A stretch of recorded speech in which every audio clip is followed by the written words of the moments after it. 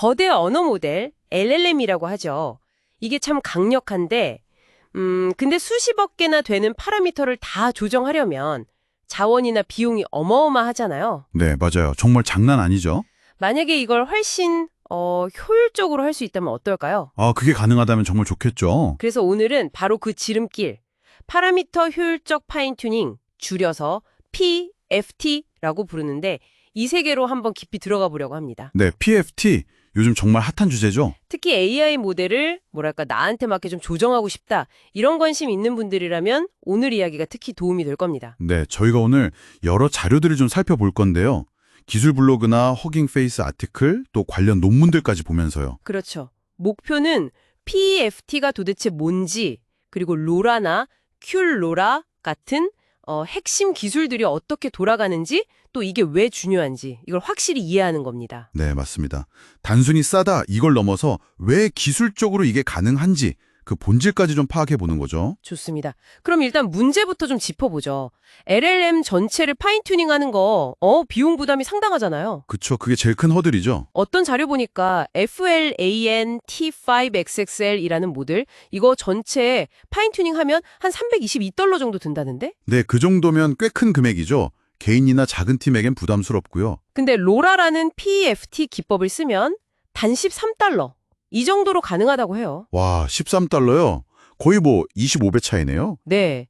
이게 어떻게 이렇게까지 효율이 좋아질 수 있는 걸까요? 그게 바로 이제 PFT의 핵심인데요. 모델 전체를 다 건드리는 게 아니에요. 대신에 아주 적은 수의 파라미터만, 아니면 새로 추가한 파라미터만 살짝 조정하는 거죠. 전부 다 바꾸는 게 아니라 일부만 살짝. 네, 핵심 아이디어는 그거예요. 이미 잘 학습된 거대 모델을 특정 작업에 맞게 미세 조정하는 데 필요한 변화는 생각보다 크지 않다는 거죠.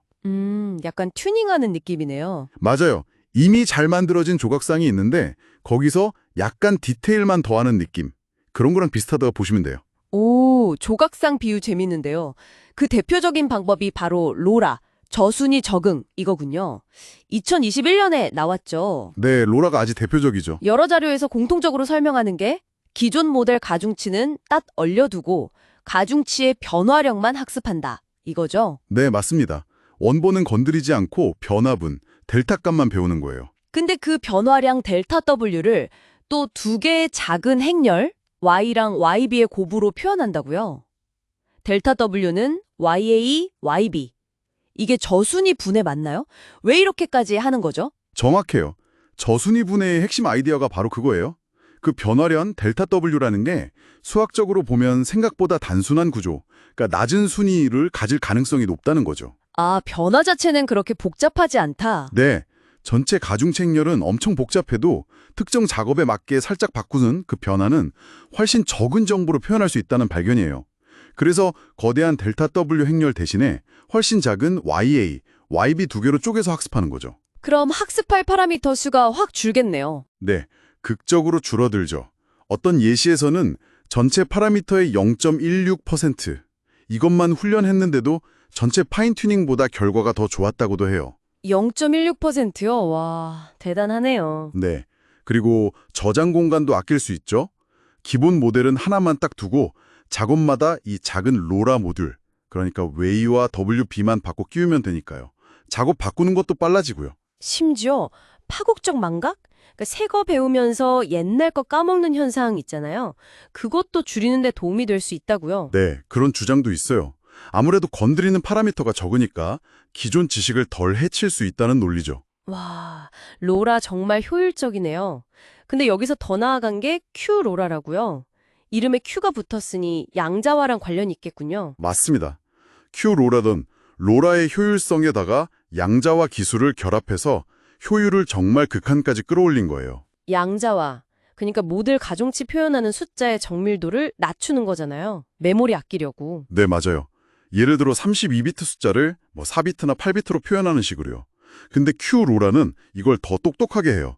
몇 가지 새로운 기술을 도입했거든요. 오, 어떤 기술들이죠? 핵심은 4비트 노멀 플로트, 줄여서 NF4라는 새로운 데이터 타입이에요.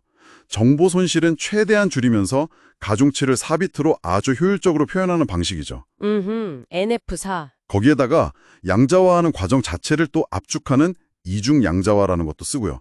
양자화를 또 양자화한다고요? 약간 압축 파일을 또 압축하는 느낌인데요. 네, 약간 그런 느낌이죠. 그리고 학습하다 보면 메모리 사용량이 갑자기 확 늘 때가 있는데 그걸 막아주는 페이징된 옵티마이저 같은 스마트한 메모리 관리 기법도 들어갔어요. 와, 기술들이 많이 들어갔네요. 그래서 효과가 어느 정도였나요? 결과가 정말 놀라운데요. 650억 개, 그러니까 65B 파라미터나 되는 진짜 거대한 모델 있잖아요. 네, 엄청 크죠. 이걸 단일 48기가 GPU, 그러니까 전문가용 GPU 하나로 파인 튜닝이 가능해졌다는 거예요. 초고가 서버 없이도요. 와, 48기가 GPU 하나로 65B 모델을요? 네. 근데 더 대단한 건 이렇게까지 압축을 했는데도 성능은 16비트로 파인 튜닝한 거랑 거의 똑같이 나온다는 점이에요. 성능 저하가 거의 없다니 이건 정말 혁신인데요. AI 모델 접근성이 확 달라지겠어요. 맞습니다. 정말 큰 변화죠. 실제로 국내에서도 이걸 쓰는 사례가 있더라고요. K뱅크 블로그 보니까 한국어 모델을 큐로라로 파인튜닝해서 직문 답변 능력을 높이는 과정을 보여줬어요. 아, 네. 그 사례 저도 봤습니다. 기존 모델에다가 한국어 데이터셋이랑 큐로라 적용해서 튜닝하고 나중에 쓸 때는 원본 모델이랑 큐로라 가중치를 딱 합쳐서 쓰더라고요. 튜닝 전후 답변 비교해보니 확실히 좋아졌어요. 네, 아주 실용적인 좋은 예시죠. 큐로라가 어떻게 쓰일 수 있는지 잘 보여주는 것 같아요. 그리고 로라랑 큐로라가 워낙 유명해서 그렇지 사실 PFT 기법은 훨씬 다양하다면서요. 네, 맞아요. 종류가 꽤 많습니다.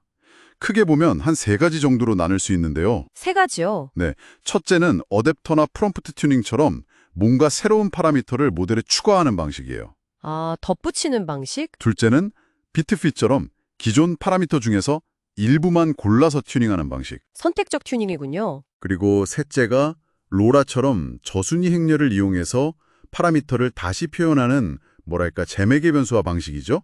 재매개 변수화, 로라가 여기에 속하는군요. 네. 그리고 로라 자체도 계속 발전해서 로하, 로크 같은 변형이나 뭐 피싸, 도라 같은 개선 기법들이 계속 연구되고 있어요. 아주 활발한 분야입니다. 와, 정말 다양하네요. 그럼 정리해보면 이 모든 발전 덕분에 이제 거대 AI 모델을 당신의 특정 목적에 맞게 조정하는 일이 훨씬 쉬워지고 또 비용도 적게 든다는 거군요. 네, 바로 그겁니다. 핵심은 그거예요. 예전에는 정말 큰 회사나 연구소만 가능했던 일이 이제는 뭐 업무든 개인적인 호기심이든 LLM을 직접 만져보고 실험해볼 수 있게 문턱이 많이 낮아진 셈이네요. 맞아요. AI 기술의 민주화라고 할 수도 있겠죠? 더 많은 사람들이 이 강력한 기술을 자기 방식대로 활용할 수 있게 된 거니까요. 오늘 저희가 LLM을 효율적으로 파인튜닝하는 PEFT, 특히 로라와 큐로라가 어떻게 적은 파라미터와 메모리로 높은 성능을 내는지 살펴봤습니다. 핵심은 이거죠. 더 적은 자원으로 나만의 AI를 만드는 게 가능해졌다. 네, 아주 중요한 포인트입니다. 그런데 여기서 한 가지 더 생각해 볼 질문이 있어요. 오늘 다룬 PEFT 기법들은 주로 뭐랄까 하나의 특정 작업의 모델을 맞추는 데 좀 집중되어 있잖아요. 네, 그렇죠. 보통 특정 데이터셋에 튜닝하니까요. 그렇다면 만약에 모델이 여러 작업을 그것도 신서대로 계속 배우면서 이전에 배운 내용을 까먹지 않게 하려면 어떻게 해야 할까요? 이걸 이제 지속적인 학습, continual learning이라고 하던데. 아, 네. 그건 정말 어려운 문제죠. 새로운 걸 배우면 이전 걸 잊어버리는 게 모델들의 고질적인 문제 중 하나니까요. 최근에 Parameter Efficient Continual Fine-Tuning 이런 연구들도 나오던데 바로 이 어려운 질문에 도전하는 것 같아요. 네. PEFT 기법을 지속학습 문제에 적용하려는 시도들이죠. 아직 연구 초기 단계지만 아주 중요한 방향이라고 생각합니다.